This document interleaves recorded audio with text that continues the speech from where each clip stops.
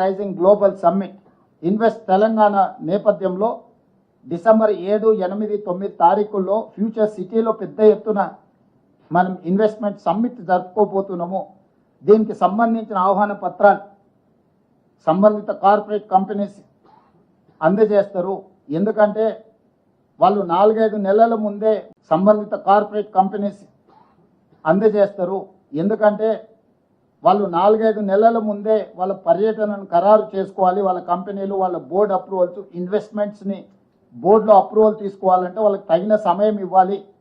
అందుకోసమని ఇంత ముందస్తుగానే యుఎస్ పర్యటనలు పెట్టుకొని విద్యా సంస్థల్ని, క్రీడా సంస్థల్ని, పెట్టుబడులు పెట్టి ఉద్యోగ ఉపాధి కల్పించే సంస్థల్ని ఆహ్వానించడానికి ఒక ప్రత్యేకమైన పర్యటన పెట్టుకొని మేము వెళ్ళడం జరిగింది. చివరిగా ముఖ్యమంత్రి గారి పర్యటనలో స్పష్టత లేదంటున్నారు. నేను మీడియా మిత్రులకు ఒక మాట చెప్పదలుచుకున్నా.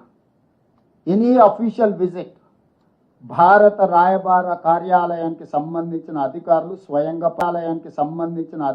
స్వయంగా పర్యవేక్షిస్తారు. ప్రతి సమావేశంలో ప్రత్యక్షంగా పాల్గొంటారు. అక్కడ జరిగే ప్రతి చర్చను నోట్ చేసుకొని కేంద్ర ప్రభుత్వానికి ఎక్స్టర్నల్ అఫేర్స్కి భారత అంబాసిడర్ కానీ ఆయన పరిధిలో పనిచేసే భారత ప్రభుత్వానికి సంబంధించిన అధికారులు విదేశాలలో ఎవరైతే ఉన్నారో విదేశాంగ రాయబార కార్యాలయం నుంచి వాళ్ళే కోఆర్డినేట్ చేస్తారు ఈ ప్రోగ్రామ్స్ అన్నిటినీ. ఎయిర్పోర్ట్లో నుంచి మమ్మల్ని రిసీవ్ దిగినప్పటి నుంచి తిరిగి విమానం ఎక్కించే వరకు అన్ని కార్యక్రమాలను భారత రాయబార కార్యాలయం పర్యవేక్షిస్తుంది. మినిట్ టు మినిట్ ప్రోగ్రామ్ని కేంద్ర ప్రభుత్వానికి అందిస్తుంది. మీటింగ్లో జరిగిన చర్చల అంశాన్ని కూడా నివేదిక రూపంలో కేంద్ర ప్రభుత్వానికి అందిస్తుంది. ఇది చాటుమాటుగా పర్యటన కాదు, పర్యటన. అధికారిక పర్యటనలో భారత రాయబార కార్యాలయం ఏ దేశానికి వెళ్తే ఆ దేశానికి ఎందుకు ముందస్తుగా సమాచారం అందిస్తాం? వాళ్ళు తగిన ఏర్పాట్లు చేసుకోవడానికి ఈ సమాచారాన్ని అంతా అందిస్తాం. కాబట్టి ఇవన్నీ అందించి ఇవన్నీ ఎక్స్టర్నల్ అఫేర్స్ మినిస్టర్ తెలియదా? ఆయన కూడా ఇంతకుముందు అంబాసిడర్గానే పనిచేసింది కదా విదేశాలలో.